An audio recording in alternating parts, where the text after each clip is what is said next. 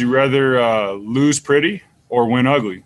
I think that we'd rather win ugly. I think that's the common thing. So I think it tells you a lot about our team. Is this who we are offensively? We want to improve. We want to get better. We want to have rhythm. But ultimately in the NFL, it's about winning games.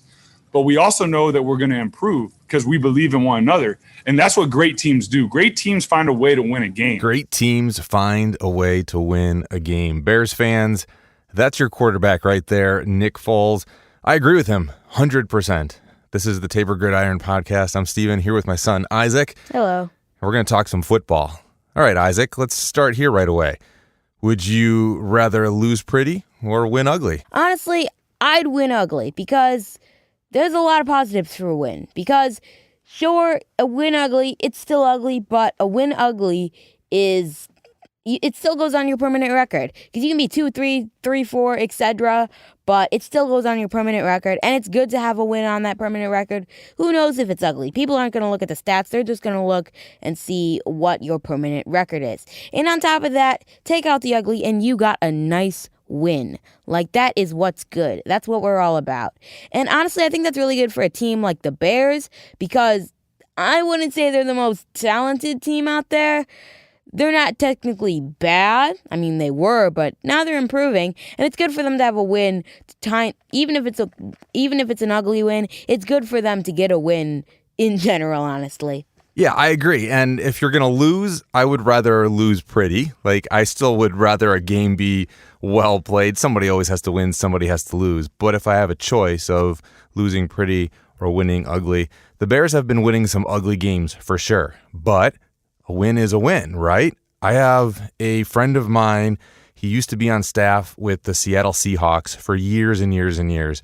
I was talking to him. We were talking some football, and I'm like, man, the Bears have been just scraping through, winning some ugly games. And that's what he said to me. He's like, hey, but it doesn't matter how you win. A win's a win. And I'm like, you know what? You're right. And it's the NFL. There's going to be some hard-fought, ugly games, and the Bears are scraping through.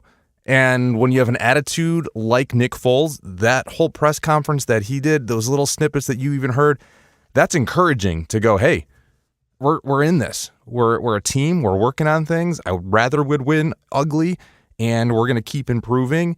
And at the end of the day, a win is a win. Yeah, definitely. And as you said with the press conference, he was on fire in that press conference. It was also nice to know that he is actually passionate about winning. Like, he's not one of those teammates that are like, oh, we're 2-3, too bad. He's like, no, we're not settling for that. We are getting better. And so that's nice to know that one of the Bears players is actually encouraged and trying to get the team to step up and honestly play better football. Well, I'm glad that it's the quarterback doing that. You know, it isn't a running back. It isn't just an offensive lineman getting fired up and trying to fire up the team. Foles is that leader. Foles is the guy that can get everybody else fired up. And so I really like that. On the Bears, the game was, well, it was ugly. The defense played really well. I was really impressed with them. Again, good pressure. They were just really controlling that game. The defense saved this game, really. And I think if the offense can click, can start scoring some more points, start really gelling together, getting the run game a little bit better. I want to talk about the run game in a second here, Isaac.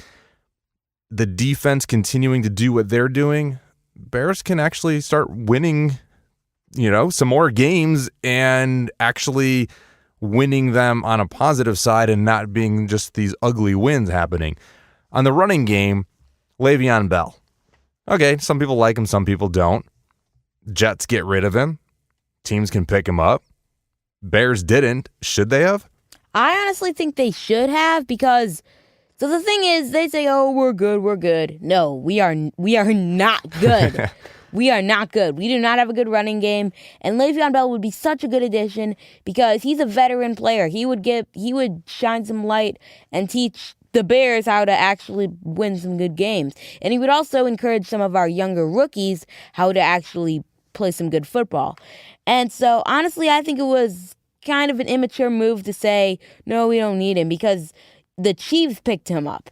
And if the Chiefs, now that's a humble move on the Chiefs' part, saying, we got Patrick Mahomes, we got Tyreek Hill, we are pretty much loaded and we still need a veteran player. Well, right, that's what I'm stuck on. Right. Like, I mean, here, you got days before the Chiefs even signed him, and Nagy is asked. I was pretty disappointed in the Bears to at least not really, take a look, in a sense. Nagy was asked about Bell. He says, I think he's a good running back. That stuff I leave up to Ryan Pace. And he said, we absolutely love our running back situation here. I mean, you got Cohen out. You got Patterson doing okay. You got Montgomery. I don't know. I mean, we got some decent guys. I can't say that I love, as Nagy says, I absolutely love our running back situation. I don't know. So you sit there and go, okay, well, that's Nagy's opinion. Pace says we're not going to, take a look at him. We're happy where we at. And then you have somebody like the Chiefs who are, like you said, loaded. Offensive weapons, their running game's really good. They got their young rookie who's been on fire, and they still say, we have room for Bell. We can still improve. He can still be an asset to us. To me, the Bears got to look at that and be like, oh, snap, we missed out on something, because if high-powered Chiefs just signed him, maybe we should have taken a look. Nothing we could do about it now. True, that you're right about that, because now that he's with the Chiefs, there's nothing we really can do about that. And especially if he is on the Chiefs, that's a humble move by the Chiefs part, like I said. You can, like you said, have offensive weapons. They even have defensive weapons with Chris Jones. They have pretty much everything. Chiefs can really win the Super Bowl again. Definitely. Now, again, it's football. Anything can happen, but they're doing some really good stuff. Kyle Fuller. He's been on fire for the Bears. I've been really impressed with his play week after week after week. Last week, he had that monster hit. Oh, that was just, good. Textbook. This week, similar play, kind of. He comes in, he hits a guy. I loved the hit. He's just been getting a little bit more physical, but kind of same thing. He was leading with the shoulder. He kind of, squats down a little bit, bends his knees, and gets a good hit.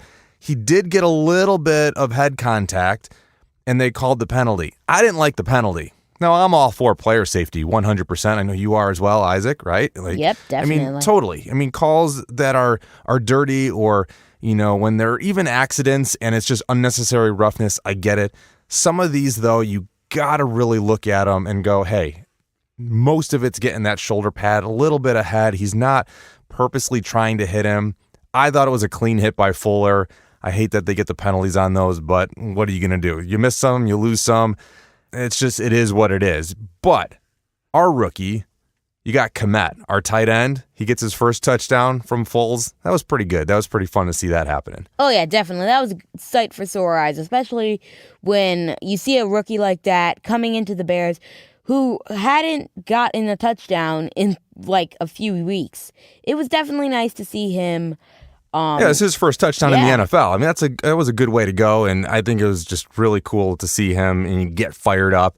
Our kicker, Santos, I can't say he's been that awesome. I'm on the fence. Nails a 55-yarder. That's pretty good. Right down the middle for us. I mean, he really had some clutch kicks in that game that, just kind of helped us solidify that ugly win. I don't know. Do we have a kicker? We'll see. We'll find out. Can he really hit those for us in those big time moments when they're the game-winning drives? That's always that, cringe-worthy stuff. I like the end of the game. Again, a little intense. What's going to happen? Are we going to lose the game? And we ended on an interception. Just great stuff. Oh, yeah, that was definitely great, especially since we haven't seen a lot of interceptions lately. Seeing an interception was pretty good, honestly. It was nice to see the defense was still intact with the football game and still giving it their all. Because the thing with the Bears is the defense, and in some cases the offense, would kind of fall apart in the fourth quarter. And so it's nice to know that now the defense, offense, special teams, etc. are still in it to win it, even at the last second of the game. Yeah, I mean, we're, 6 weeks in. You got Foles saying we're still gelling, we're still learning. There's some offenses, as if you watched all of, Foles' press conference, that year after year are struggling. They're not getting better. I don't think that's the Bears, and he doesn't either. They're learning. They are improving.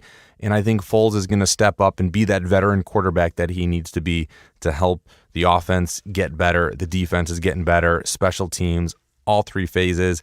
Nagy, I want to see him step up on some of this play calling. He's got it in him. Come on. I want to see a little bit better leadership on that end from the Bears. Packers. Dude, we've been talking about the Packers. We have to play them twice this year. They've been scoring 30-plus points a game. Aaron Rodgers has been on fire. The Bears are going to get destroyed? Maybe not. Packers play the Bucs, and, Aaron Rodgers got taken down. The Bucs just walked all over the Packers. Oh, yeah, definitely. I was really surprised. I thought, since Tom Brady was the Buccaneers, he's kind of shaky on this kind of stuff, and he literally pounded the Packers. 38-10. The Packers only scored 10 points. They're scoring 30-plus points a game. The Bucs D held them to 10 points. And, Tom Brady, it was fun to watch going, and it gave you that glimpse of hope of just like, yes, somebody can take down the Packers if it's a great defense. And I wouldn't even say the Bucs defense is great. They're actually been doing really well this year. So maybe that Bears D can really hold Rodgers in check. I think we got a chance. This was actually a hopeful game for me as a Bears fan. Oh, yeah, definitely. It was a glimpse of, like you said, maybe a possibility of being able to beat the Packers. Because, like you said, we're playing them 2 times this year. And it's inevitable that we're going to run into them. So we have to be prepared to take on the Packers. And luckily, seeing that the Bucs can take the Packers down and hold them to only 10 points, that means the Packers might not be all they're cracked up to be. Yeah, I agree. We'll see. Only time will tell, and we'll see what happens. Oh, yeah, definitely. And so also we have that Cardinals and Cowboys game when the Cowboys got taken down to size. Now, the Cowboys this year have been... I'm not a Cowboys fan, but I feel bad for them. Yeah, the Cowboys are definitely self-destructing because now, like you, I am not a huge Cowboys fan. In fact, figuratively speaking, I'm not a huge Cowboys fan. I don't like the Cowboys. But the other thing is with the Cardinals, they did amazing. How are the Cardinals doing this good this year? Then again, they do got Kyler Murray, Calais Campbell, I don't know how they got DeAndre Hopkins, and even Budda Baker. Now, Budda Baker is on fire. He literally had a blitz attack that he got straight past the offensive line and took out Andy Dalton. Yeah, he's been doing pretty good. We talked about it a little bit last week. Hats off, and I really do hope that Dak Prescott gets better. I hope that he heals up really well, that he's able to recover and to keep that mindset and to not really get, too far down. Even though his season's over this year, I really do hope that he's able to come back and to play football and to be a leader on the Cowboys. I hope the Cowboys do take care of him. So definitely, the best to Dak Prescott for sure. Oh, yeah, definitely. I send my regards to Dak Prescott. He is a great quarterback. He is all in it. And I feel that he is one of the greats. Now, there's a lot of other players on the Cowboys that have been going out as well. They are, like you said earlier, kind of self-destructing. I don't know that this year is really going to be good for them. But then again, you look at that division, man, they are all awful. I don't know who's good in that division. They're all doing horrible. You have the Washington football team at 1-5, Giants at 1-5, the Eagles basically at 1-5. They're 1-4 and they had a tie game. And then you got the Cowboys at 2-4. Really? One of these teams is going to the playoffs. It's just, I don't know. That's the, I guess, division that's fun to watch to go who's going to scrape up on top. Oh, yeah, definitely. And also on the other side of America, we also have the NFC West, who is doing phenomenal. The last game, it was a tough loss for the Rams, and the 49ers did get a well-deserved win, but they, as you said, are scraping along. They are not doing that great. And it also emphasizes the Cardinals' toughness in being really good in that division because they are in one of the hardest, if not the hardest divisions in football in general. Titans 5-0. Wow. Who saw that coming, right? Totally. Seahawks, definitely. Russell Wilson, we've been talking about it. He's just been on fire, and it's been a lot of fun to watch. All right, Bears next week. Who do we got? Bears and Rams on a Monday night. Now, this game coming up is going to be ugly. I'm just going to say it. It's going to be ugly. There's no way that it's going to be a pretty win. I'm not with you here on this one, man. This is going to be like Bears domination. There's going to be so many points scored. Offensively, it's going to be great. No? Honestly, I thought the Rams were going to take them out. Really? Okay. All right. Come on. Yeah. No, I don't know about this. Yeah, well, I thought the Rams were going to take them out because they do have Todd Gurley. They do have Aaron Donald. They do have I don't know where you are, man. Todd Gurley ain't on the Rams anymore. Wait, what? Yeah, I don't know what games you're watching here. I mean, come on. Bears are totally taking... Todd Gurley is on the Falcons, I'm pretty sure. Oof. Who hasn't really been doing that awesome anyway. But a Monday night game, it's going to be a lot of fun. It's going to be awesome. We're going to talk about it. We'll talk next week. Bears-Rams. See ya.